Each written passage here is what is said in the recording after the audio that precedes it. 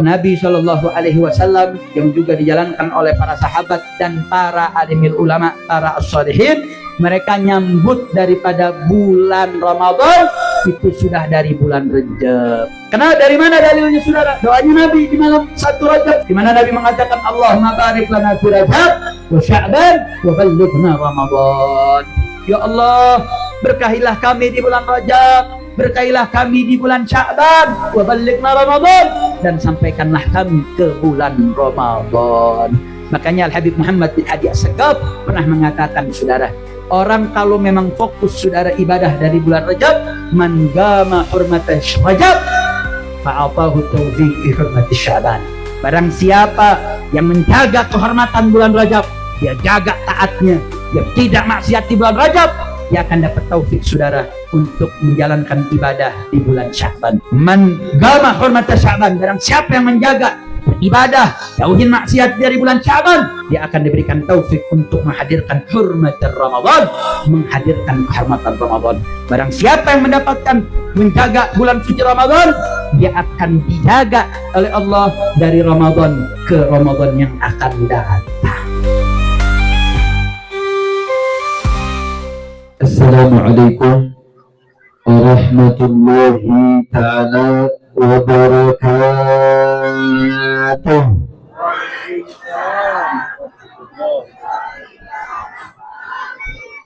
Alhamdulillahi rabbil alamin, wassalatu wassalamu al-atamani al-akmalani al-adwamani al-mutalaziman ala sayyidina وحبيبنا وشفيعنا وقرة أعيننا نبينا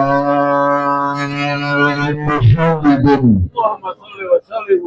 وعلى آله الطاهرين وأصحابه الغر الميامين ومن تبعهم بإحسان إلى يوم الدين. أشهد أن لا إله إلا الله وحده لا شريك له، وأشهد أن سيدنا محمدا عبده ورسوله وصفيه وخليله، أرسل رسوله بالهدى ودين الحق ليظهره على الدين كله ولو كره الكافرون.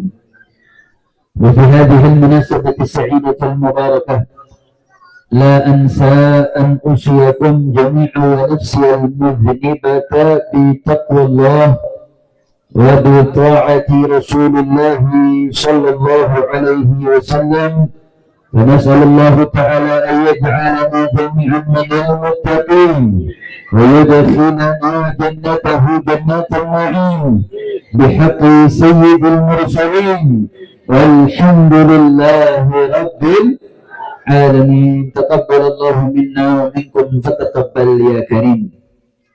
Kepada para alimil ulama, para tokoh, para kesepuhan, bil khusus kepada yang sama kita muliakan, orang tua kita bersama yang merupakan pengurus daripada Front Persaudaraan Islam Kiai Haji Ahmad Nahrawi.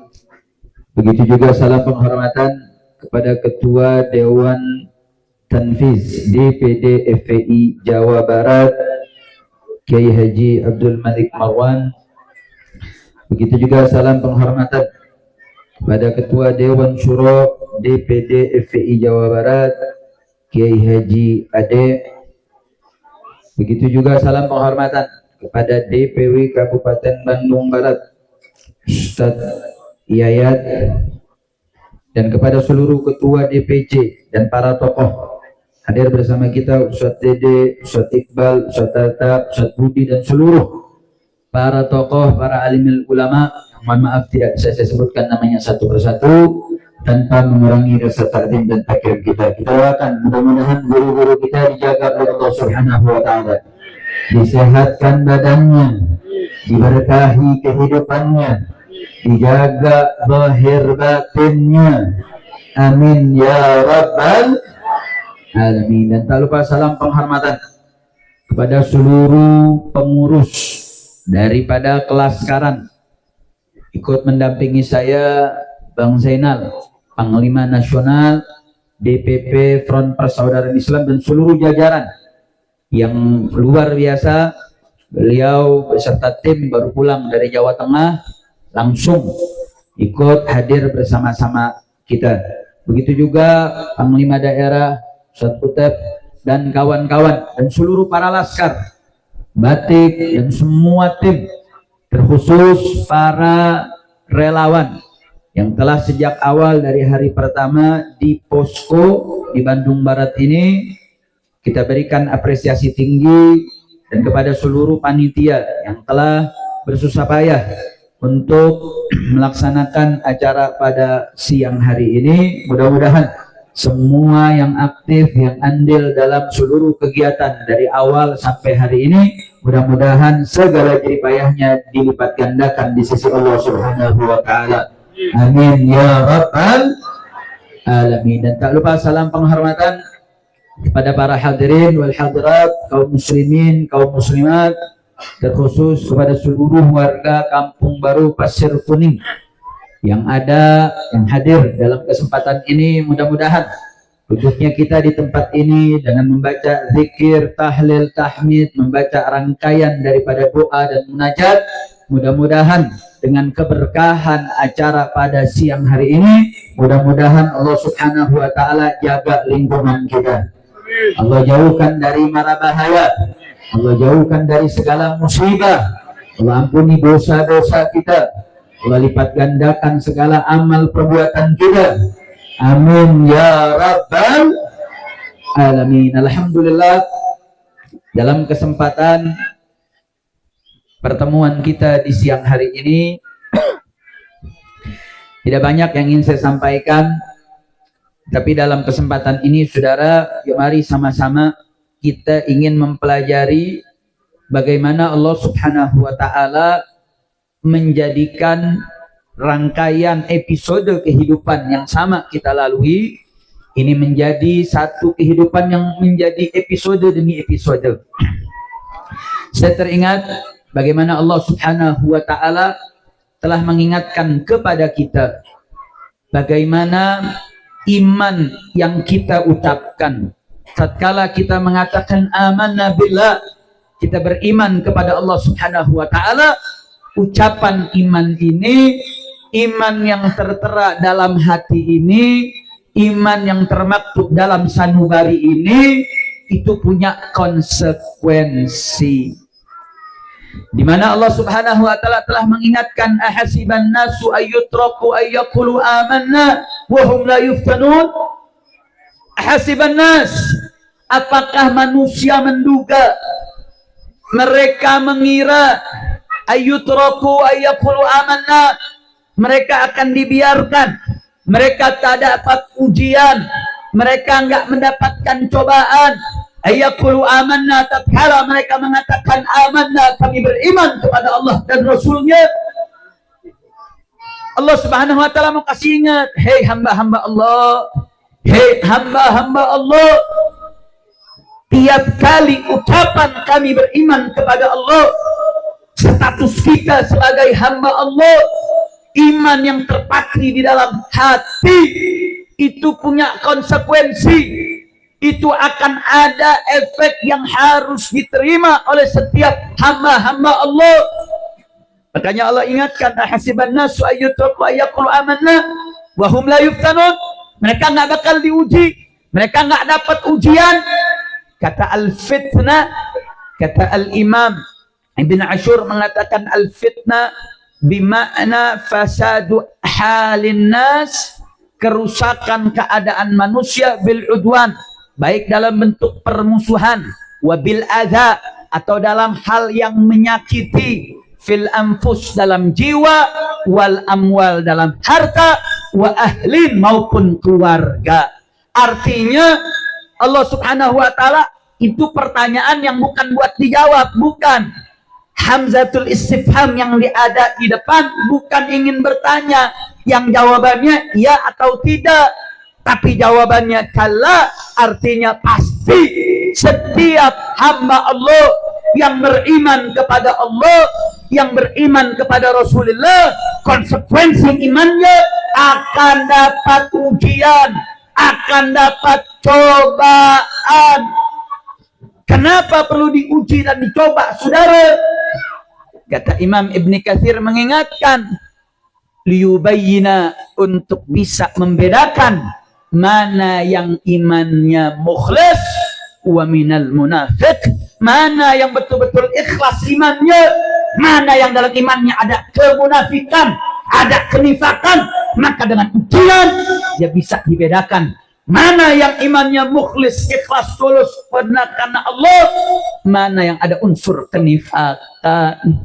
Termasuk juga kata Imam Ibn Katsir, imannya mau diuji, mana yang sadik, mana yang kadzib, mana yang imannya jujur, benar-benar beriman kepada Allah, betul-betul menghamba kepada Allah, mana yang imannya dusta, hanya di lisan saja.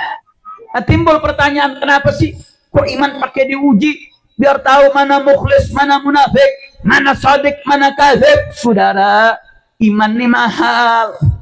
Iman ini nilainya tinggi. Iman ini nggak sembarangan. Karena dengan iman ini tiket masuk surga, insya. Saya mau tanya, semua yang hadir sini mau masuk surga gak? Mau gak? Mau gak? Saya mau tanya, kira-kira surga enak gak? Emang udah pernah ke surga? Oh belum, kirain udah. Kalau udah bilang udah, gue kabur. Berarti udah pada meninggal semua. Saudara, udah azan? Kalau azan, satu orang azan dulu. Satu orang azan dulu, habis itu kita lanjut. Setuju? Setuju? Atau udah sekaligus dihabisin aja? Hah?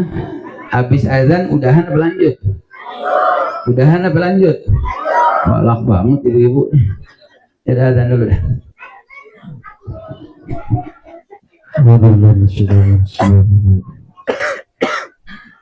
Allahu Akbar.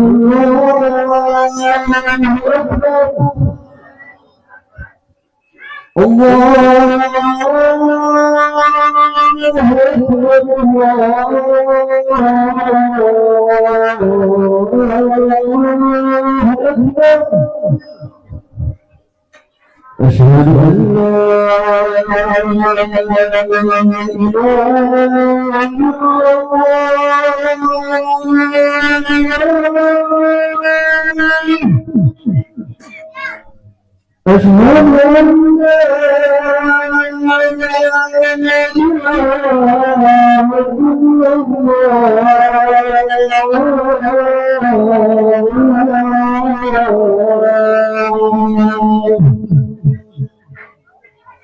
أشهد أن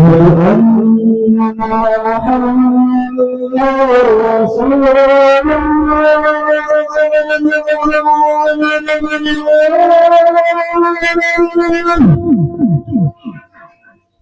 أشهد أن محمدا رسول حي على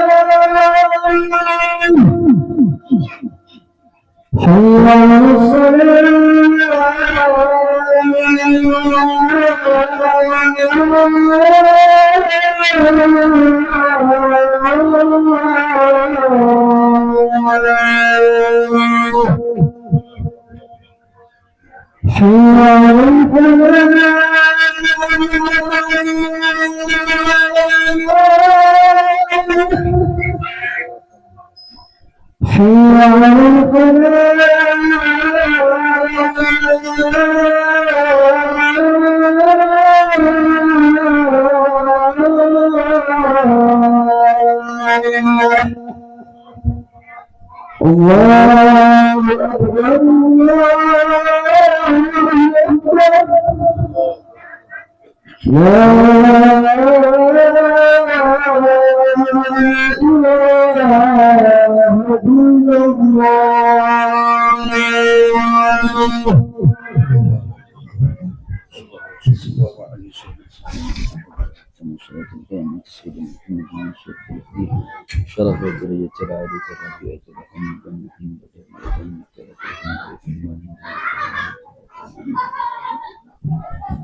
Alhamdulillah Rabbil Alamin. Siap lanjut?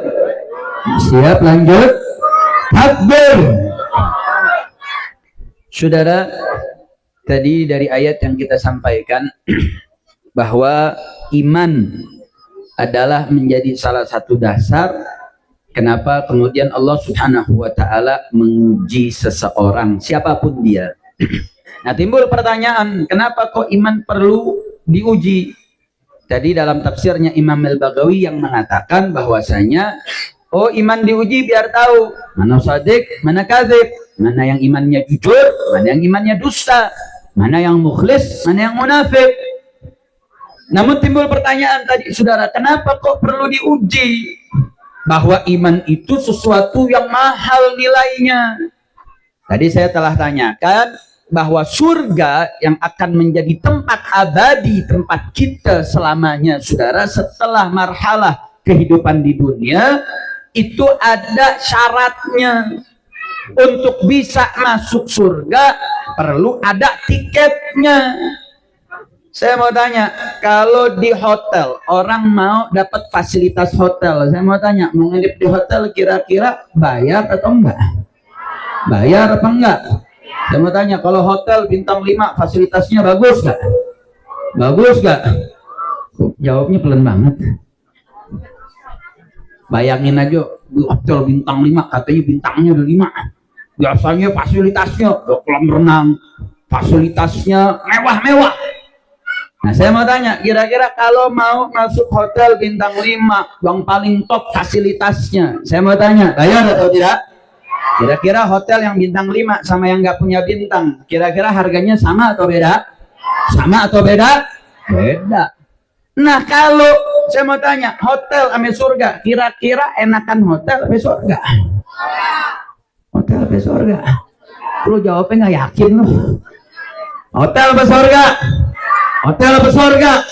Ya pasti surga dong. Surga dikatakan sampai kita mau pengen apa aja tanpa minta baru kepengen dia datang. Sampai dikatakan mala ainun ra'at wala udhunun sami'at. Itu saking indahnya, sampai keindahannya itu nggak pernah terlihat oleh mata, nggak pernah terdengar oleh telinga.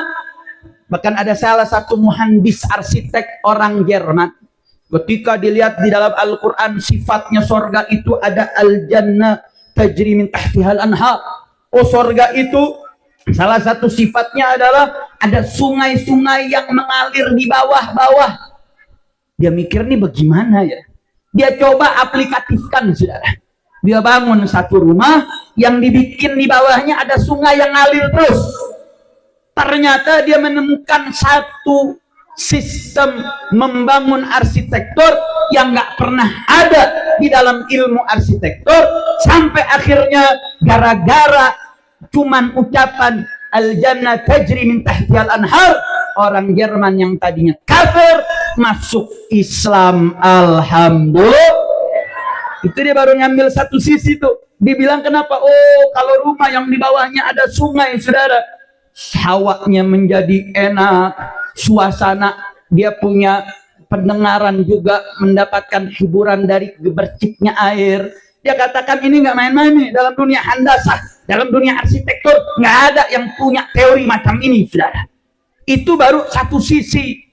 Artinya apapun begitu nikmat saudara. Nah, sekarang saya mau tanya, kalau hotel bintang 5 sama yang nggak punya bintang harganya beda. Nah, sekarang saya mau tanya, kalau surga sama hotel, saya mau tanya, mana lebih enak, surga atau hotel? Surga atau hotel? Nah, sekarang mau masuk hotel aja mesti bayar, mau masuk surga nggak bayar.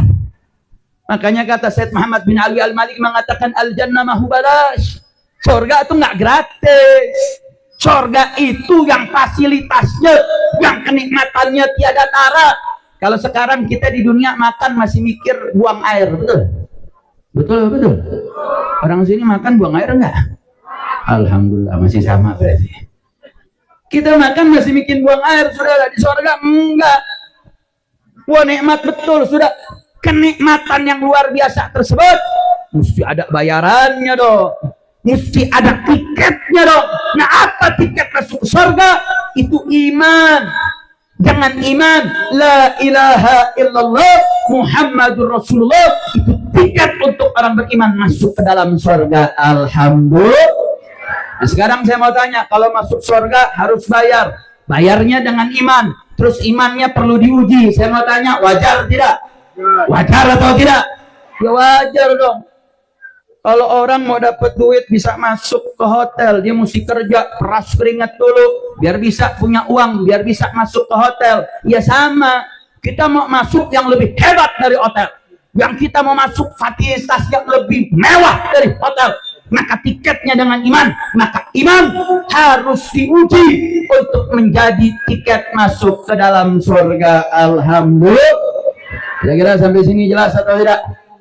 Sadayana parantos ngartos. Lu jawab aja, nggak usah pakai senyum.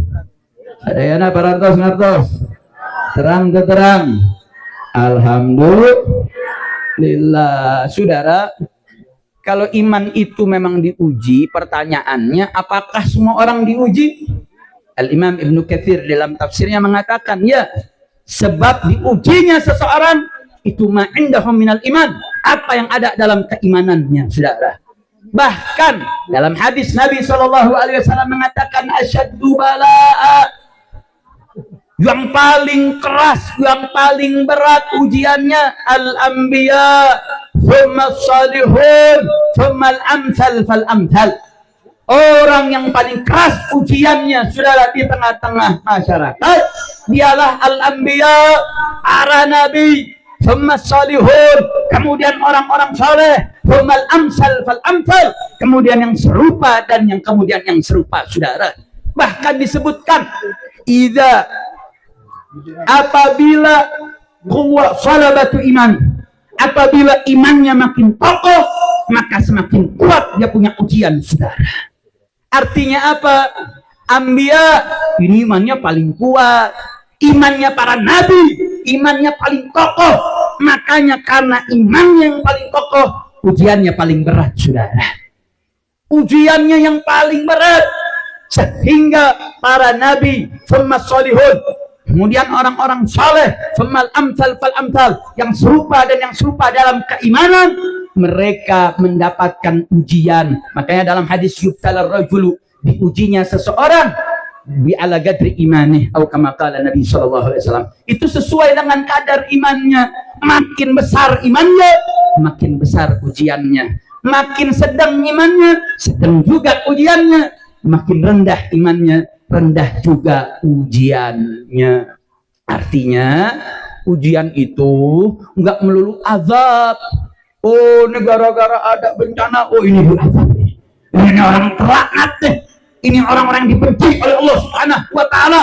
Saudara, kalau ujian itu adalah azab saja, hanya azab saja, nggak mungkin para nabi diuji, nggak mungkin para nabi mendapatkan musibah. Bahkan di antara para nabi ada yang ujiannya paling besar, saudara. Ada yang nabi namanya ulil azmi, nabi-nabi khusus yang ujiannya melebihi dari nabi-nabi yang lain. Dan yang paling berat ujiannya adalah nabi kita Sayyiduna Muhammad Sallallahu Alaihi Wasallam. Kenapa? Karena beliau Sayyidul Mursalin, beliau Sayyidul Anbiya, beliau adalah penghulu, pimpinan, pungkawa dari para nabi dan para rasul. Jadi sekali lagi saya mau tanya, kalau iman seseorang diuji, saya mau tanya, wajar atau tidak? Wajar atau tidak? Wajar.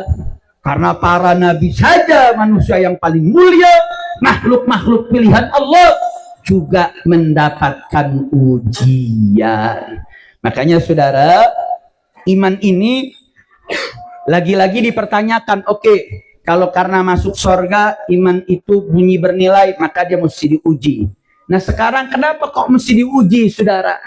Ada pernyataan menarik dari Imam Ar-Razi dalam kitab Mafatihul Ghaibnya. Beliau mengatakan, al-maqsadul aqsa atau maqsadul a'la lil khalqi al-ibadah. Kita nih perlu ingat, kenapa sih kita ada di atas muka bumi ini?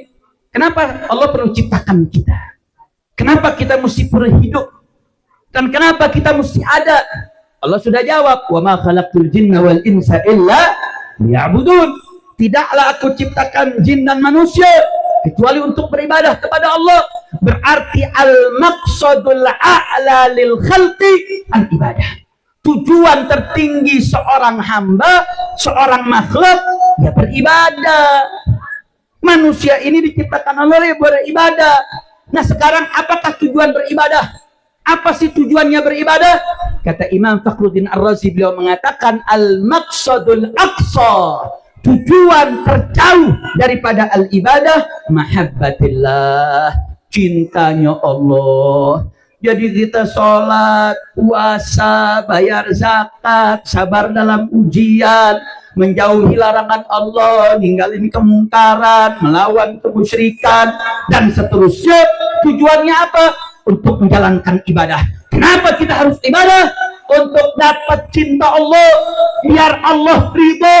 Kalau Allah sudah ridho, maka Allah akan berikan anugerah sebesar-besarnya. Alhamdulillah. Saudara, kalau ngaku cinta siapapun bisa. Jangankan manusia, burung beo. Tahu burung beo gak? Tahu burung beo gak? Yang biasanya assalamualaikum, waalaikumsalam. Dia kalau diajarin, saudara, assalamualaikum, dia bisa ngikut. Dia diajarin juga, saya cinta Allah, bisa ngikut. Saya cinta Nabi, bisa ngikut, saudara. Kalau cuma ngaku cinta, gampang. Itu kerjaannya lisan. Sehingga saudara, ada ungkapan mengatakan in kunta da'iyan fad-dalil wa in kunta nakilan fasihha. Kalau kau punya dakwaan, punya pengakuan, maka tunjukkan dalilnya. Makanya saudara, mahabbah itu tempatnya di hati. Hati ada yang mengatakan al-janan, ada yang juga mengatakan dalam akal. Al-lisan turjumanan amman fil janan. Ya, lisan itu adalah penerjemah apa yang ada di akal. Nah, lisan nih kalau ngaku itu perlu diuji. Nggak bisa dong cuma ngaku. Kalau ngaku, ya tadi saya bilang, beo juga bisa. Kalau kita ngaku cinta kepada Allah, cuma ngomong doang itu sudah dianggap cinta, ya burung beo berarti juga sudah cinta kepada Allah.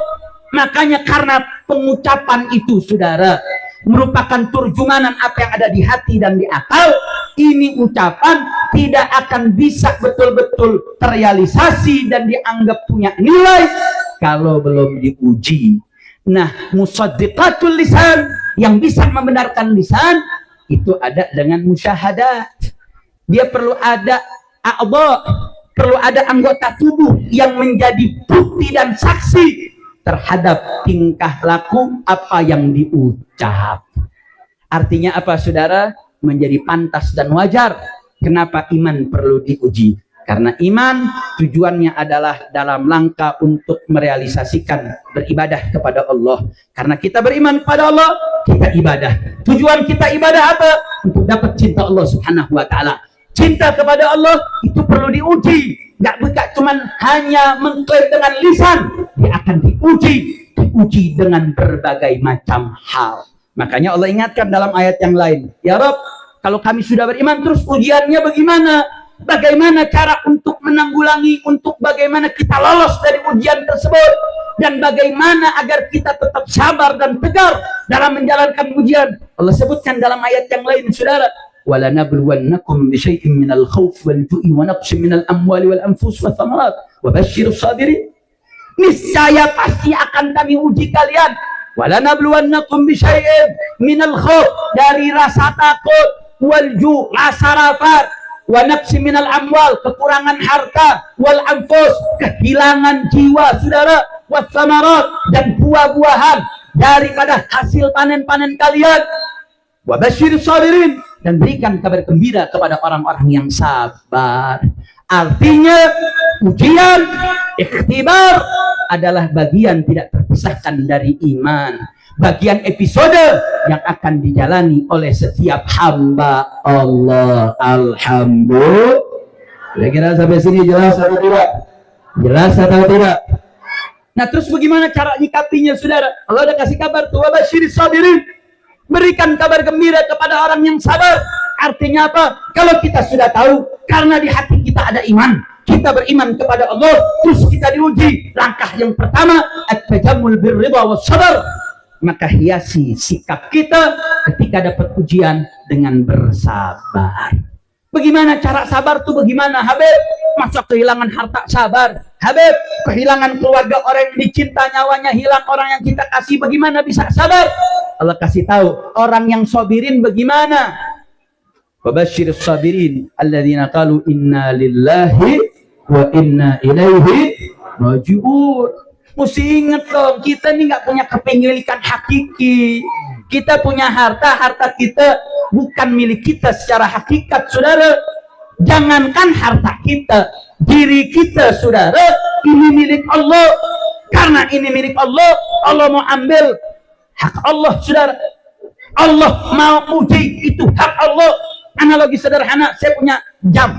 Jam ini milik saya. Jam ini mau saya pakai, mau saya buang, mau saya hancurin, mau saya injak-injak, hak saya. Jam-jam milik saya kok. Nah sekarang saya mau tanya, manusia ini milik siapa? Jawab yang keempat, manusia makhluk ciptaan siapa? Siapa yang ciptakan manusia? Siapa yang ciptakan kita? Allah. Terus Allah kalau mau uji hambanya boleh nggak? Bisa nggak? Bisa. Kalau kita makhluk Allah kok. Sehingga kalau kita tahu, oh iya ya, kita kan diciptakan oleh Allah. Ini kan bumi, langit, lautan, manusia, binatang, hewan, tumbuhan, semua ini milik Allah. Kalau Allah mau uji, itu hak Allah. Sehingga ketika kita mengingat esensi kita, ketika kita mengatakan inna lillahi wa inna ilaihi rajiun, bukan cuma ngomong, sesungguhnya kami inna lillahi, itu milik Allah, wa inna ilaihi, dan sesungguhnya kami hanya akan kembali kepadanya.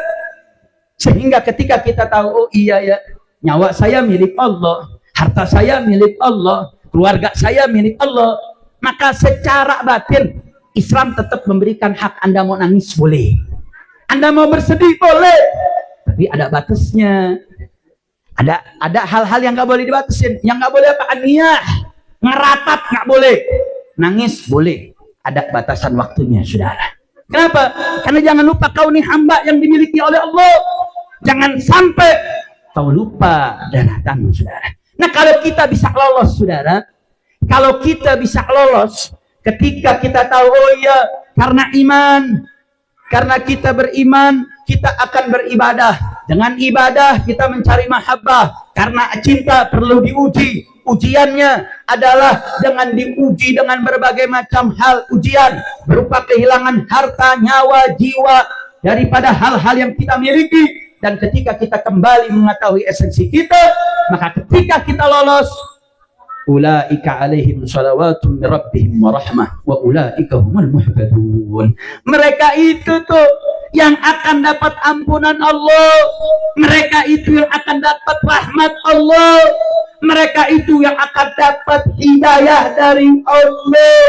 Mereka itu yang akan mendapat bimbingan, anugerah dari Allah Subhanahu wa ta'ala. Kira-kira saya mau tanya, kalau iman kita diuji, sama tanya sekali lagi, wajar atau tidak? Wajar atau tidak? Terus sikap kita kalau diuji, sabar atau tidak? Sabar atau tidak? Bagaimana cara sabar? Meyakini segala yang kita miliki itu milik Allah, menjadi hak prerogatif Allah untuk mengujinya, untuk mengambilnya. Alhamdulillah. Saudara, ujian demi ujian timbul pertanyaan, Habib, kenapa sih kok Allah nggak ciptain yang enak-enak aja? Kenapa hidup kita tuh nggak bikin episodenya seneng aja? Kenapa perlu ada hidup, ada mati? Kenapa perlu ada suka, ada duka? Kenapa mesti ada senang, ada sedih?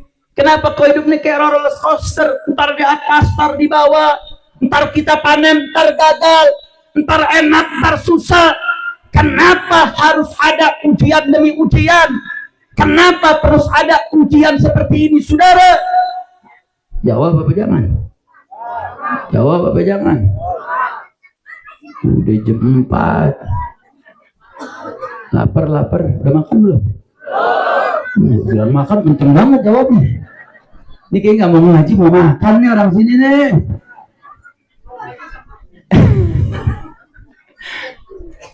Jadi jawab apa jangan? Jawab apa jangan? Kapan jawabnya? Sekarang sampai tahun depan? Tahun depan aja deh. Udah mau puasa. Tahun depan. Ya tahun depan sampai sekarang. Emang mama maunya sekarang juga. The power of emak-emak. Ngesen kiri belok kanan. Saudara, kenapa dunia ini diisi oleh Allah dengan ragam ujian? Ada senang, ada duka, nggak dibikin senang aja. Ada satu jawaban menarik dari Syahidul Mimbar, Syekh Sa'id Ramadan Al-Buti. Beliau mengatakan bahwasanya Allah Subhanahu wa taala mau ngasih tahu, ini rahmatnya Allah, Saudara. Ini rahmatnya Allah, ini kasih sayang Allah ini yang kadang kita suka salah mengartikan. Af'alullah. Saya kayaknya udah sholat lah. Saya kayaknya udah ibadah lah. Tapi kenapa ya saya mesti dipuji? Akhirnya kita suudzon dengan Allah. Syekh Said Ramadan Al-Buti mengatakan justru ujian ini nih, cobaan ini adalah rahmat dari Allah.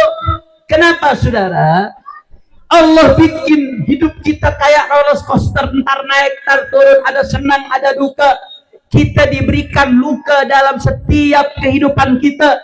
Allah ingin mengajarkan kepada kita rasanya pahit, rasanya sakit, rasanya sedih. Justru itu adalah rahmat dari Allah Subhanahu wa taala. Kenapa? Karena kalau siklus hidup kita terus menerus naik, Saudara, terus menerus dalam keadaan nyaman, enak, tahu-tahu di ujungnya kita merasakan kematian. Kematian ini rasa yang sakit, yang pedih, maka jatuhnya akan paling lebih sakit, Saudara. Tapi kalau dalam kehidupan ntar naik, ntar turun, kita tahu rasa sakit, Saudara.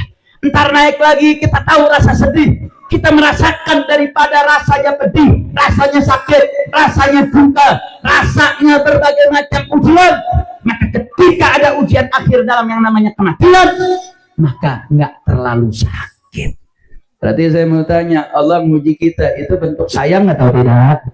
Sayang atau tidak? Sayang, Saudara. Oh, kalau kita nggak ada ujian, sakitnya parah. Rasa sakit yang nggak pernah kita rasakan, Saudara. Makanya Anda bayangkan, saya pernah punya ibu, Saudara. Ibu saya telah wafat. Ketika ibu saya sakit, itu sedih, Saudara. Kita merasa kayak kehilangan, ntar sehat lagi, seneng lagi, Saudara. Begitu sakit lagi, sedih, Saudara. Kita kayak roller coaster. Nah, ketika meninggal, Saudara, itu rasa sakitnya ada, tapi rasa sakit tersebut lebih tahammal, Saudara. Lebih tahammal. Kenapa? Karena kita kayak lagi dididik oleh Allah Subhanahu wa taala untuk akan merasa kehilangan. Sehingga ujian tersebut adalah rahmat dari Allah. Itu kasih sayang Allah, bukan justru Allah zalim kepada kita, Saudara. Kira-kira jelas atau tidak? Jelas atau tidak? Sekali lagi saya mau tanya, Allah uji hambanya selain untuk menguji kualitas iman, tapi ini untuk mengajarkan kepada hamba rasa sakit agar tidak lebih sakit ketika dapat ujian besar. Saya mau tanya, itu Allah sayang atau tidak? Sayang atau tidak? Sayang, Saudara. Wah, saking sayangnya Allah, Allah kasih jaminan lagi, Saudara. Allah kasih kaidah yang sering kita baca dalam surat Alam Nashrah, Saudara, di mana Allah mengatakan inna ma'al usri yusra wa inna ma'al usri yusra. Ada dalam kaidah ilmu ulumul Quran, inna ma'al usri yusra. Kalau ada al-usr itu ja'a ma'rifah, ada alif lamnya, Saudara. Dia datang dua kali, inna ma'al usri yusra wa inna ma'al usri yusra. Berarti al-usr yang kedua. Al-usr sesungguhnya ketika ada kesulitan akan datang kemudahan. Dengan adanya kesulitan membersamai akan ada kemudahan. Ada dua kesulitan yang disebut, Saudara, dalam dua ayat. Kalau dalam ilmu ulumul Quran, kalau disebutnya dalam bentuk ma'rifah, berarti kesulitannya satu. Itu dia juga kesulitan, Saudara. Tapi kalau nakiroh disebut yusronnya dua kali, berarti yusrnya berbeda. Kesimpulan maknanya kata ulama, dalam dua ayat ini Allah mengasih tahu, dalam setiap satu kesulitan ada dua yusur yang Allah berikan. Jadi ini Allah uji, tapi Allah bantu. Ini Allah kasih ujian nih, satu unsur, satu kesulitan, kesulitan ekonomi ke, kesulitan kehidupan ke, dalam musibah ke, dalam bencana, Allah akan jaminkan 2 yusrun. Ada 2 kemudahan yang Allah jamin. Tapi sunnah ini ada kuncinya, saudara. Ada passwordnya. Mau masuk email aja pakai password. Bagaimana mau dapat kemudahan? Apa, saudara? Tadi balik ke ayat yang tadi. Tajammul bis-sabru war-ridha. Terima dulu, saudara. Terima dulu. Bib sakit, ya terima. Bib pedih, terima. Ketika kita sudah ridho, kita sudah terima, maka akan yusra, akan datang 2 kemudahan. Sehingga saudara, ya Allah ingin kasih tahu, Allah ingin ajarkan rasa sakit itu bagian dari kehidupan saudara. Tujuan yang kedua apa? Kenapa pun ada kesedihan saudara? Agar muncul rasa kebencian kita terhadap dunia. Saudara, kalau nggak ada rasa sakit, kita bakal cinta mati-matian sama dunia. Betul, betul. Betul apa betul? Talibani la yashba'an. Ada 2 pencari yang nggak akan pernah kenyang. Taliba ilmin wa taliba malin. 2 penuntut yang nggak akan pernah kenyang. Orang nuntut ilmu sama nuntut harta. Oh, harta, kita udah punya motor, pengen punya mobil. Betul, betul. Udah punya mobil, pengen punya 2 mobilnya. Ada ganjil digenap. Udah punya 2 mobil, nggak enak deh. Ini mobil bensin, mesti ada mobil listrik. Udah punya mobil, kayaknya enak juga punya helikopter. Udah punya helikopter, pengen punya gunung mas. Udah punya gunung mas 1 nggak cukup, pengen punya 2. Nggak akan pernah habis. Talibah malin, begitu juga penuntut ilmu, saudara. Oh, orang penuntut ilmu, kalau benar-benar penuntut ilmu, nggak akan pernah habis, saudara. Kenapa? Contohnya Nabi kita Sayyiduna Muhammad Sallallahu Alaihi Wasallam. Kenapa Nabi nggak pernah berhenti menuntut ilmu, saudara? Satu-satunya perintah Allah yang Allah perintahkan kepada Nabi dalam Al-Quran untuk minta ditambah, itu minta nambah ilmu. Qul Rabbi zidni ilma. Qul, katakan ya Muhammad, Rabbi zidni, tambahkan aku ilma. Bukan Rabbi zidni malan, bukan. Bukan minta banyakin harta, bukan. Rabbi zidni ardon, ya Allah tambahkanlah aku banyak lahan dan tanah. Enggak. Bukan Rabbi zidni dhahaba, ya Allah tambahkan aku emas. Emas harganya lagi mahal. Betul. Bu, ya Allah lemas banget sih, Bu. Mahal, emas mahal gak, Bu? Mahal gak? Mahal dari hati banget. Lagi mahal nih mas nih. Nggak ada tuh Nabi Allah suruh tuh Rabbi zidni zahaba atau Rabbi zidni fiddata. Enggak, Rabbi zidni ilma. Makanya kata Ibnu Uyainah mengatakan, mazala Rasulullah sallallahu alaihi wasallam talaba ziyadata fil ilmi hatta tawaffahu Allah. Ibnu Uyainah mengatakan selalu dan senantiasa Rasulullah sallallahu alaihi wasallam mencari, meminta pertambahan dalam ilmu sampai Allah wafatkan. Artinya apa, saudara? Dengan adanya ragam dinamika kehidupan, Allah pengen bikin kita muak sama dunia, agar kita ini nggak bergantung terhadap dunia. Makanya kalau di dalam burda, di dalam Hadrabah Saudan, saudara, dikatakan ad-dunya mahilil maqar wa inna mahilil mamar. Dunia itu bukan tempat kita selama-lamanya, bukan maqar, bukan tempat abadi. Wa inna mahilil mamar, tapi ini adalah tempat untuk kita lewat doang, cuma numpang lewat. Makanya Allah pengen kasih keindahan surga. Kalau dunianya dibikin udah enak, pas surganya jadi nggak enak, saudara. Ini tempat-tempat lewat. Namanya tempat lewat, ya namanya jalan, tempat mamar, tempat berlalu, yang nggak enak, saudara. Ini bukan tempat selama-lamanya kita, saudara. Saya mau tanya, kita nih hidup di dunia selamanya atau sementara? Selamanya atau sementara? Saya mau tanya, orang tua ada nggak yang mati? Anak muda ada nggak yang mati? Dewasa ada nggak yang mati? Anak baik? Ada. Semua bakal mati, saudara. Semua pasti mati. Kenapa? Karena dunia mahulil makar wa inna mahilil mamar. dunia itu bukan tempat kita berabadi di dunia, tapi ini adalah tempat kita lewat. Makanya karena ini cuma tempat singgah, yang namanya tempat singgah rest area maka gak bagus-bagus banget. Seenak-enaknya rest area lebih enak rumah sendiri. Betul? Betul apa betul? Karena tempat abadi kita bakal pulang kampung. Pulang kampung kita, saudara, bukan ke Cianjur, bukan. Pulang kampung kita bukan ke Ciamis, bukan. Pulang kampung kita ke sorga. Bapak kita Nabi Adam asalnya di mana waktu diturunin? Di sorga. Jadi kita bakal pulang kampung itu ntar di sorga, saudara. Karena ini adalah jalan saja, ini adalah darul bala, tempat ujian. Kita akan menuju tempat abadi di surga. Makanya kenapa kok dunia isinya ada dinamika? Karena ini bukan untuk selamanya. Kira-kira sampai sini jelas atau tidak? Jelas atau tidak? Nah, tinggal kita nilai. Habib, ini saya bingung Habib ya. Perasaan saya kayaknya sholat rajin, ibadah rajin. Ada tuh yang nggak pernah sholat, nggak pernah kena musibah. Saudara, dalam melihat musibah ada 3 variabelnya, saudara. Ada berapa? Ada berapa? Ada 3. 1, kalau ini orang Masya Allah ibadah min ahli sholat, nggak pernah maksiat seperti para anbiya, para aulia as-salihun, dapat ujian, dapat cobaan, maka ujian ini merupakan, ketika dapat musibah, maka musibah ini adalah sebagai ujian. Ujian apa? Untuk naik pangkat, naik magom di sisi Allah Subhanahu wa taala. Makanya Rasulullah sallallahu alaihi wasallam, saudara, terus ya tarakka, magomnya terus naik, saudara. Kenapa? Karena Nabi selalu diuji.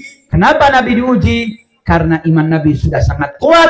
Makanya para anbiya, para salihun, para aulia, mereka terus naik tangga, saudara, dalam kemuliaan, karena mereka musibahnya adalah sebuah ujian. Yang kedua, dia muslim, dia taat, sholat mah sholat, puasa sih puasa, tapi masang slot juga main judi online. Sholat sih sholat, tapi lagi ngumpul ngomongin aib tetangga. Tuh dia beli motor tuh kayaknya tuh boleh nyolong tuh, digibahin saudaranya. Sholat mah rajin, tapi masih suka jatuh, suka maksiat, masih suka buat dosa. Maka ketika dia dapat musibah, musibah ini jadi cobaan buat ngapusin dosa, biar ngingetin jangan maksiat dong, kembali dong kepada Allah. Udah bagus tuh taat, jangan dikotorin dong catatan amalnya dengan dosa. Jadi diingetin oleh Allah, dicoba. Jangan buat maksiat, jangan buat dosa. Karena dosa ini, saudara, akan dihisap oleh Allah Subhanahu wa taala. Sehingga musibahnya menjadi ujian, menjadi cobaan bagi dia. Jadi yang pertama, kalau dia nggak pernah dosa kayak para aulia as-salihun, seperti para anbiya, itu ujian, naik derajat, saudara. Tapi kalau dia muslim yang taat, tapi kadang suka lupa, dia suka maksiat, maka ini jadi cobaan untuk ngapusin dosa, saudara. Yang ketiga, ini orang nggak pernah taat, kerjaannya maksiat, selalu minum minuman keras, selalu berbuat kemungkaran, main judi, saudara, melakukan perzinahan, na'udzubillah min dzalik, semua dosa dia kerjakan. Ini bukan ujian, bukan juga cobaan, ini azab. Ini azab, saudara. Jangan sampai dia tiap hari nggak pernah sholat, tiap hari kerjaannya minum minuman keras, tiap hari main judi, kena musibah. Saya sedang diuji oleh Allah Subhanahu wa taala. Saya mau tanya, ngawur atau tidak? Ngawur atau tidak? Ngawur, saudara. Yang diuji itu para anbiya, para aulia, itu diuji. Oh, dia masih sering maksiat kadang-kadang, tapi taatnya masih jalan. Oh, itu cobaan. Tapi kalau nggak pernah ibadah, maksiat mulu, itu azab. Kenapa jadi azab, saudara? Kalau dia nggak mati, ini jadi teguran keras bagi dia, saudara. Tuh, lihat kan? Gara-gara kau buat dosa tuh, kau dapat azab dari Allah. Kembali kepada Allah, taubat kepada Allah. Tubu taubatan nasuha. Taubatlah dengan taubat sebenar-benarnya taubat. kembali kepada Allah Subhanahu wa taala. Makanya saudara, Nabi pernah mengatakan ajaban li amril mukmin. Menakjubkan ya perkara orang-orang beriman. Idza asabahu dhar sabar. Ketika orang beriman dapat ujian, dia sabar, dia tegar. Wa idza asabahul khair syakar. Atau kama qala Nabi sallallahu alaihi wasallam. Ketika dia dapat anugerah dari Allah, dia bersyukur. Itu orang beriman, saudara. Orang beriman kalau dapat nikmat dari Allah, dia bersyukur kepada Allah Subhanahu wa taala. Tapi ketika dapat ujian, dia bersabar. Dia tinggal lihat ini bentuknya apa ya? Ujian atau cobaan. Oh, kalau ini cobaan, oh saya lihat, oh iya, saya masih suka sholatnya telat-telat. Oh iya, saya masih suka ngomongin kejelekan orang lain. Oh iya, saya masih suka melakukan perbuatan dosa. Saya mohon ampun kepada Allah Subhanahu wa taala, sehingga apapun perkara di depan orang yang beriman itu akan berbuah nilai yang positif. Alhamdulillah. Makanya saudara, apa yang terjadi di lingkungan kita ini dengan adanya korban nyawa yang begitu banyak, yang katanya masih banyak yang tertimbun tanah, saudara, kita doain mudah-mudahan yang meninggal Allah jadikan mereka mati syahid di jalan Allah Subhanahu wa taala. Mudah-mudahan diterima amal ibadahnya, diampuni segala kesalahannya. Begitu juga semua yang habis hartanya, yang hilang harta bendanya, mudah-mudahan dilipat gandakan, diganti oleh Allah yang sebaik-baiknya. Amin ya rabbal alamin. Nah, yang masih Allah berikan kesempatan, yang nggak dapat, yang tidak mendapatkan ujian, jadikan ini pelajaran, saudara. Jadi ibrah, jadi pelajaran. Kalau lagi mau maksiat, ada keinginan pengen maksiat, ingat, ini ada musibah nih, ini ada bencana nih. Alhamdulillah Allah masih lindungin kita nih, Allah masih selamatin kita nih. Jangan sampai gara-gara maksiat kita, cobaan kita, ujian yang kita dapati, tapi nggak mengubah kehidupan kita, maka itu akan menjadi noda dalam catatan amal kita. Na'udzubillah min dzalik. Makanya saudara, ada yang bilang, Beb, emang apa kaitannya, Beb? Apakah memang ada kaitan dosa dengan musibah? Agar kita mengambil pelajaran, saudara, air hujan yang turun dari Allah itu rahmah. Allah ini ciptakan ciptaannya itu adalah sebagai prasarana bagi khalifahnya Allah di atas muka bumi. Allah ini menjadikan manusia khalifah di atas muka bumi untuk memakmurkan bumi, sehingga Allah siapkan fasilitasnya. Allah siapkan lautnya, Allah siapkan buminya, Allah siapkan langitnya, Allah siapkan juga air hujannya, saudara. Sehingga apa-apa ciptaan Allah mustahil menjadi madarah buat hambanya. Tapi timbul pertanyaan, Habib, itu gara-gara hujan akhirnya ada banjir bandang, gara-gara hujan ada tanah longsor, gara-gara hujan akhirnya ada korban nyawa dan korban jiwa. Saudara, air hujan yang turun dari langit kadarnya udah Allah bataskan. Nggak mungkin Allah Subhanahu wa ta'ala menurunkan air hujan menjadi sesuatu yang madarrah. Dari mana kita meyakini itu, saudara? Allah yang sampaikan, Pak, zaharal fasadu fil barri wal bahr bima kasabat aydin nas. Telah tampak kerusakan di atas darat maupun lautan. Sebabnya apa? Bima kasabat aydin nas. Karena perilaku tangan manusia. Mana perilaku tangan manusia, maknanya bisa dua. Makna hakiki bisa makna majazi. Makna hakiki maksudnya apa? Gara-gara tangan manusia yang ada hutan, tempat serapan air hujan, hutannya dibalak, hutannya digunduli, sehingga hujan yang turun nggak lagi punya tempat serapan. Akhirnya airnya lari kemana-mana, akhirnya jadi banjir. Berarti saya mau tanya, kalau gara-gara pembalakan hutan, gara-gara penggundulan hutan, ini terjadi, air hujan turun, terus akhirnya jadi longsor. Berarti saya mau tanya, yang salah hujan atau yang motong hutan? Yang salah hujan atau manusianya? Hujan atau manusia? Yang salah manusianya dong. Manusianya yang salah, saudara. Kenapa tempat serapan air hujan diubah dialih fungsi?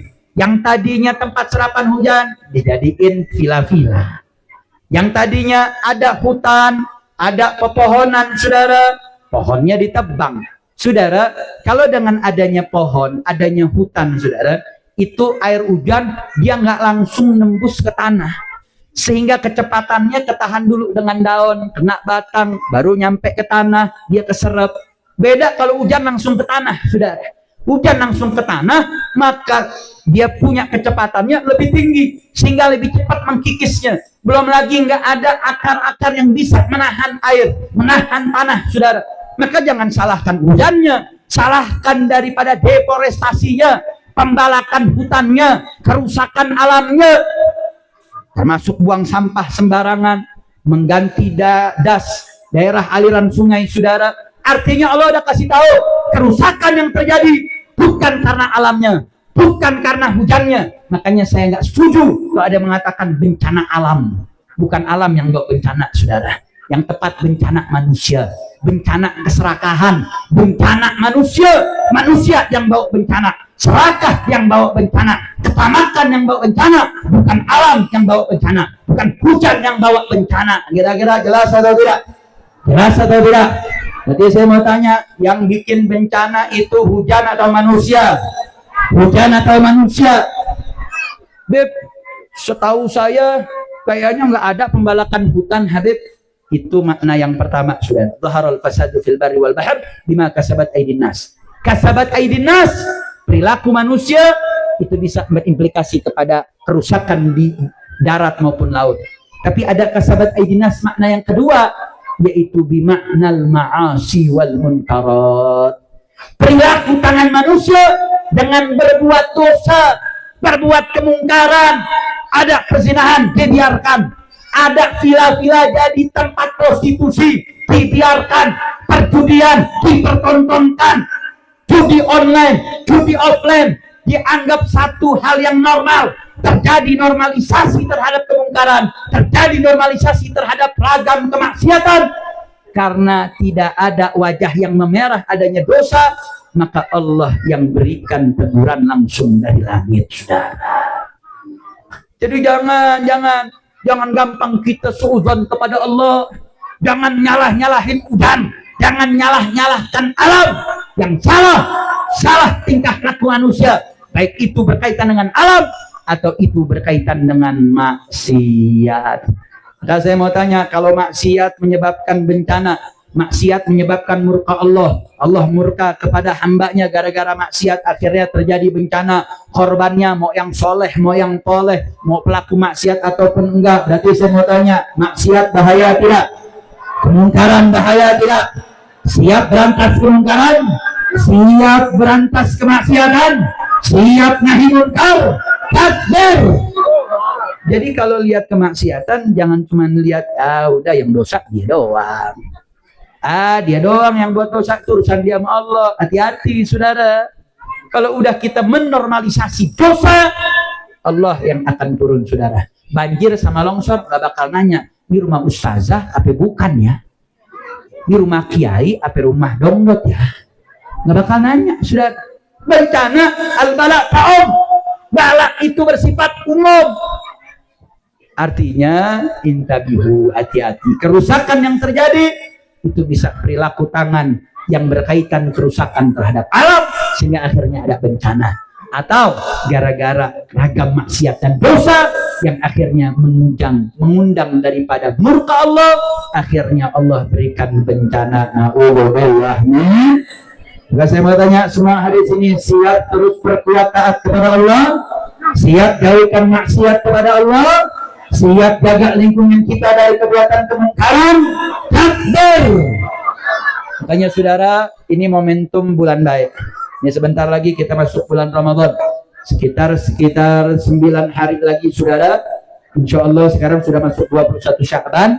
Bisa 8 atau bisa 9 hari lagi. Kalau dari perhitungan falak dari hampir 20 metode, ijtima'nya ba'dal ghurub, kemungkinan puasa kita hari Kamis. Kita masih istikmal Sya'ban 30 hari, tapi nanti tunggu saja pengumuman dari Kementerian Agama. Saudara, ini momen bulan baik. Biasanya nih majelis-majelis taklim berbagai tempat biasanya langsung mengadakan tawakufan, saudara. Kenapa buat tawakufan? Biar Ramadannya fokus, biar Ramadannya serius, biar Ramadannya tuh total, saudara. Kenapa? Kalau kita persiapannya kadang menjelang Sya'ban, kadang persiapannya kalau udah malam 1 Ramadan baru siap-siap nyambut Ramadan, saudara. Kalau Nabi Shallallahu Alaihi Wasallam yang juga dijalankan oleh para sahabat dan para alimil ulama, para as-salihin, mereka nyambut daripada bulan Ramadan itu sudah dari bulan Rajab. Nah, kenapa, dari mana dalilnya, saudara? Doanya Nabi di malam 1 Rajab, saudara. Di mana Nabi mengatakan Allahumma barik lana fi Rajab wa Sya'ban wa ballighna Ramadan. Ya Allah, berkahilah kami di bulan Rajab, berkahilah kami di bulan Sya'ban, wa ballighna Ramadan, dan sampaikanlah kami ke bulan Ramadan. Makanya Al-Habib Muhammad bin Hadi As-Sagaf pernah mengatakan, saudara, orang kalau memang fokus, saudara, ibadah dari bulan Rajab, man gama hurmata Rajab fa'atahu taufiq fi hurmati Sya'ban. Barang siapa yang menjaga kehormatan bulan Rajab, dia jaga taatnya, dia tidak maksiat di bulan Rajab, dia akan dapat taufik, saudara, untuk menjalankan ibadah di bulan Sya'ban. Man gama hurmata Sya'ban, barang siapa yang menjaga ibadah, jauhin maksiat dari bulan Sya'ban, dia akan diberikan taufik untuk menghadirkan hurmat Ramadan, menghadirkan kehormatan Ramadan. Barang siapa yang mendapatkan menjaga bulan suci Ramadan, dia akan dijaga oleh Allah dari Ramadan ke Ramadan yang akan datang. Artinya, saudara, ini bulan-bulan baik, ini bulan-bulan luar biasa, saudara. Makanya para ulama mengatakan Rajab itu bulannya nanam, Sya'ban bulannya nyiram, Ramadan bulannya metik. Kalau nanamnya dari bulan Rajab, dijaga, dirawat di bulan Sya'ban, nanti Ramadan metik panennya bagus. Kalau kita kan enggak, nanam nyiram, ame panennya semuanya di bulan Ramadan. Betul apa betul? Betul apa betul? Maksudnya nanam nyiram sama panen bagaimana, Beb? Iya, kita baru mau mulai baca Qur'annya entar pas malam Ramadan. Baru mau mulai duhanya entar pas Ramadan. Baru mau mulai rawatibnya, qobliyah ba'diyah pas bulan Ramadan. Makanya apa yang terjadi, saudara? Biasanya semangatnya anget-anget tai ayam. Kalau anget-anget tai ayam, angetnya nggak lama. Kenapa, saudara? Karena baru nanam dan nyiramnya ya pas Ramadan, sehingga dia nggak bisa jaga ritmenya, saudara. Tapi kalau dia jaga dari bulan Rajab, dirawat di bulan Sya'ban sampai ke bulan Ramadan, maka dia akan lebih istiqamah, insya Habib. Tapi ini gimana nih, sekarang udah lewat, nafat-fat yang sudah-sudah biarlah berlalu. Sisa 9 hari maksimalkan. Yang belum mulai baca Quran, mulai setiap habis sholat baca 1 kaca ke, atau 1 lembar ke. Yang belum mulai duha 2 rakaat, saudara. Yang belum mulai tahajud, saudara. Mulai, minimal sudah ada azam kita. Makanya diingatkan, ini bulan Ramadan yang akan kita sambut sebentar lagi, saudara. Ini bulan yang Allah kasih fasilitas luar biasa. Di malam 1 Ramadan, di mana Allah Subhanahu wa taala dalam lisannya dari Nabi Muhammad SAW, suffidatis syayatin wa maratil jin. Allah ikat itu jin, Allah ikat itu setan, Allah tutup jalur jin untuk menggoda manusia. Bahkan Allah katakan, wa ghulqati abwabun nar, Allah tutup pintu-pintu neraka dan gak ada satupun pintu yang terbuka. Wa futihati abwabul jannah, Allah buka semua pintu surga dan Allah nggak ada tutup satupun, saudara. Artinya apa? Ini bulan Allah udah buka pintu jalur, Allah mudahkan kita untuk taubat, untuk kita beribadah kepada Allah. Jadi jangan disia-siakan.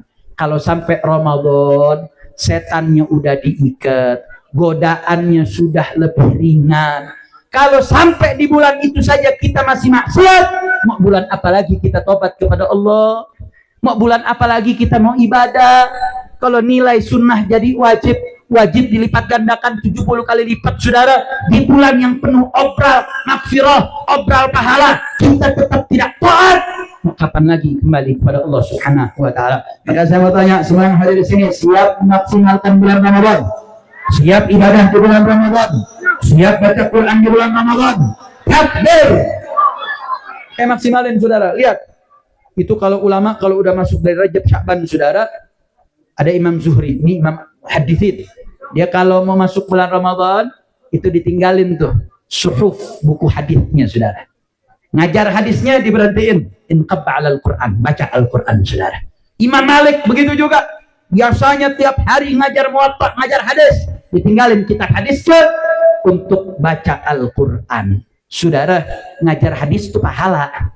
Ngajar muwatta, riwayat hadis itu pahalanya gede.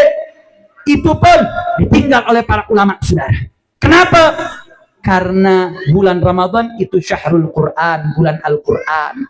Karena ketika puasa dengan Al-Quran bersatu, saudara, ini dua hal yang bisa kasih syafaat.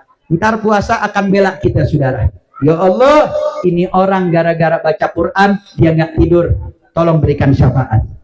Puasa akan bersaksi kepada Allah, ya Allah, gara-gara dia puasa, dia mencegah dari makan dan minum, maka masukkan ke dalam surga, saudara. Ini disatukan di dalam bulan Ramadan, maka jangan sampai enggak baca Quran, jangan sampai enggak menghatamkan Al-Quran, insya Allah. Saudara, kalau ulama Imam Zuhri, Imam Malik, suhufnya aja ditinggal buat baca Quran. Kalau kita nih ada penyakit baru, ada khomer baru, namanya handphone. Betul apa betul? Betul apa betul? Bangun tidur, mulut masih jigong, mata belekan, bukan baca doa, baca WA. Betul apa betul? Al-Habib Umar bin Hamid Al-Jailani mengatakan handphone ini kal khamr. Maksudnya khamr apa? Lahu manafi', ada manfaat. Kok bisa? Saya mau tanya, dari handphone dengar ngaji bisa gak? Bisa gak? Dengan handphone, dengan gosidah bisa gak? Bisa gak? Dengan handphone dengar Al-Quran bisa gak? Bisa. Saya mau tanya, dengar Quran, dengar ngaji, dengar gosidah, manfaat bukan? Manfaat. Tapi dengan handphone bisa maksiat gak? Bisa maksiat gak? Bisa banget. Maksiat apa aja bisa, sudah. Dari judi bisa, buka aurat bisa, melihat yang haram bisa, semua dosa bisa dikerjakan dengan handphone, saudara. Nah, kalau imam sufuf yang nyumber pahala aja ditinggal buat ke Quran, bagaimana kita? Ini handphone masih bisa taat, bisa maksiat. Maka upayakan bulan Ramadan, tinggalkan handphone, setidaknya minimalisir megang handphone. Kira-kira siap tidak? Oh, berat banget kayaknya. Kalau bisa lepas kepala sama ninggalin handphone, meninggalin lepas kepala daripada tinggalin handphone. Sampai udah kayak nyawa tuh handphone, saudara.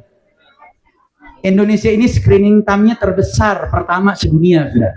Maksudnya screening time apa? Waktu yang dihabiskan untuk megang handphone dalam 1 kali 24 jam itu paling banyak orang Indonesia, saudara. Ini Ramadan, saudara, ini bisa bikin kita ke surga, bisa bikin kita ke neraka. Sedangkan Al-Quran pasti bikin kita akan membawa kita ke surga. Yuk mari, ini bulan Ramadan, udahlah 11 bulan, udah kebanyakan waktu kita buat handphone. Bikin nih sebulan, bagaimana waktu kita untuk Al-Quran? Kira-kira siap maksimalkan baca Al-Quran? Siap hatamkan Al-Quran? Siap tadarus Al-Quran? Takbir! Makanya saudara, maksimalkan waktu kita. Dan ada dua hal terakhir sebagai penutup. Ini ada hal yang kadang suka luput, saudara. Ramadan itu bulannya waktu banyak-banyakin doa. Makanya dalam konstruksi ayat dalam surat Al-Baqarah ayat 183 itu ya ayyuhalladzina amanu kutiba alaikumusiyam. Kemudian ayat 184 ayyaman ma'dudat. Kemudian ayat setelahnya, saudara, ayat 185-nya itu ayat tentang doa, saudara. Wa idza sa'alaka ibadi anni fa inni qarib. Itu 3 ayat puasa diselingin ayat doa. Kemudian ayat selanjutnya uhidat lakum lailatus siyam. Itu juga ayat puasa. Para ulama mengambil ibrah, saudara. Kalau ini ayat doa nyempil di antara ayat-ayat siyam, artinya ini bulan harus banyak-banyak doa. Dan ada satu tempat yang kadang kita suka lupa lewatin itu tempat, padahal itu tempatnya mustajab berdoa, di mana Nabi mengatakan innal fitra la da'watun la turad. Sesungguhnya di setiap kita buka puasa itu ada doa yang enggak tertolak. Kadang-kadang nih gara-gara buka puasa siangnya lapar, Habis buka puasa nggak ada yang baca doa. Udah gitu buka puasa bukan pakai korma, langsung pakai gorengan sama seblak. Jangan, sayang, buka dulu, batalin dulu, ambil korma, batalin, telan, minum air putih, baru baca doa Allahumma laka sumtu wa bika amantu lahabad dhama wa btalatul uruh, dan seterusnya. Habis itu doa dah, pakai bahasa Sunda ke, bahasa Indonesia ke, baca doa, doa buat pribadi, doa buat suami, buat istri, buat anak. Doa itu doa yang tidak ditolak oleh Allah Subhanahu wa taala. Setiap buka puasa, saudara, berapa banyak yang udah kita lewatin setiap tahun, saudara? Kita lewatin begitu aja, padahal sedang kita sering ziarah ke Maqbaratul Aulia, kita datang ke berbagai tempat.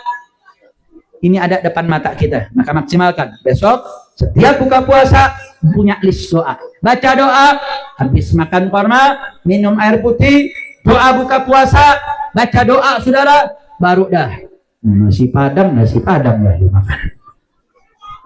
Kira-kira jelas tidak? Jelas tidak? Yang terakhir, Nabi itu kalau masuk bulan Ramadan itu infaknya makin kencang, saudara. Dikatakan Nabi itu ajwadun nas, orang paling derma. Ketika masuk bulan Ramadan, ajwad mayakun, lebih gawat lagi, lebih derma lagi, saudara. Nah, ini saudara, semaksimal yang kita bisa, nggak usah maksakan diri, saudara. Saya ingat ketika saya di Mesir, di Indonesia ini mulai ada budaya seperti ini, saudara. Di Mesir itu kalau di bulan Ramadan rumah-rumah makan itu semua tutup, saudara, nggak ada yang buka. Kenapa? Nggak ada yang belanja. Kenapa? Karena orang berbondong-bondong buat Maidatul Rahman, saudara. Mereka buka stand-stand, mereka undang orang buat buka puasa karena mereka berebut pahala memberikan makanan berbuka kepada orang yang berpuasa itu menyamai pahala orang yang berpuasa. Jadi dia pikir ini dia puasa sendiri, tapi kalau dikasih makan orang, seberapa banyak orang makan dia dapat pahalanya, saudara. Makanya dulu saya saat jadi mahasiswa, saya punya tuh daftar list, yang mau makan ayam bakar makannya di sana. Kalau makan ikan di sini. Kita udah punya listnya tuh, saudara. Kita duit bulanan aman buat beli kitab aja tuh kalau bulan Ramadan. Saking banyaknya Maidatul Rahman, saudara. Nah, kita nggak usah buka stand kayak begitu. Setidaknya kalau ada yang punya duit berlebih, punya korma, sebarin korma, saudara. Dia batal pakai korma, kita dapat tuh pahalanya. Nggak mesti ayam bakar, nggak mesti nasi, saudara. Tapi yang punya uang banyak, punya berlebih, lebih banyak, lebih bagus, saudara. Karena ini salah satu sunnah di mana Nabi perbanyak. Setidaknya, kalaupun dia nggak bisa buat orang lain, suami kasih belanjaan istrinya lebih, saudara. Ngasih jajan anaknya lebih gede. Tausiatul iyal itu mendapatkan pahala yang juga berlipat, insya Allah. Makanya sekali terakhir sebelum saya tutup, saya mau tanya, siap sambut bulan suci Ramadan? Siap jaga bulan Ramadan?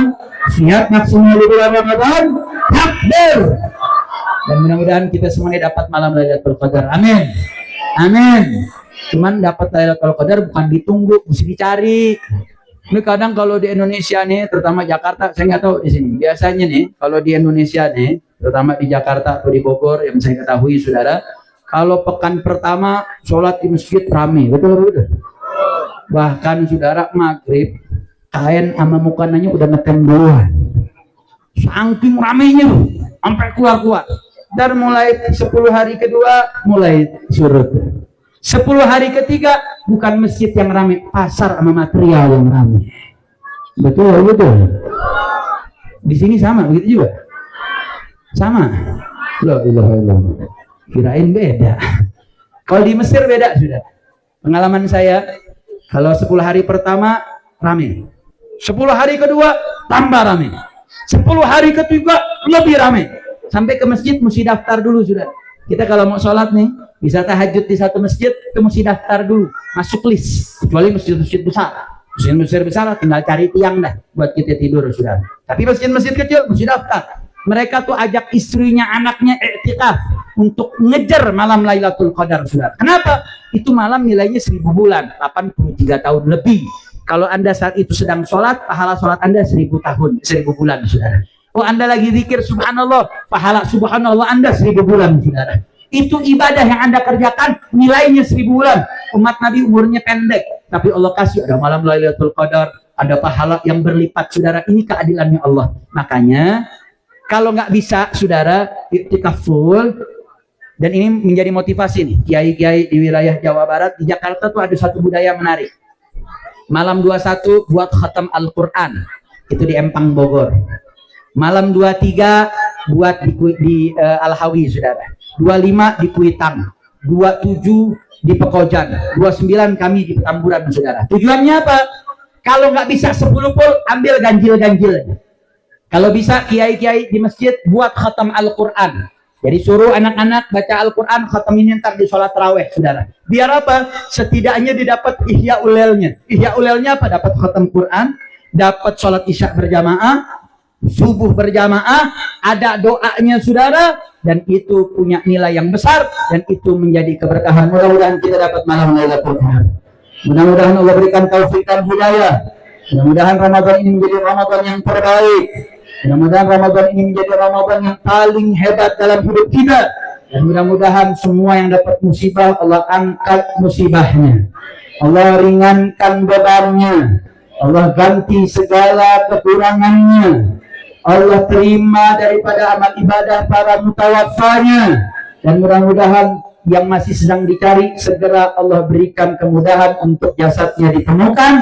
Dan mudah-mudahan Allah jaga lingkungan kita untuk nggak dapat musibah lagi. Allah hadirinnya, ukuliniatul salihah, wala hadratin nabi bisirul fatihah.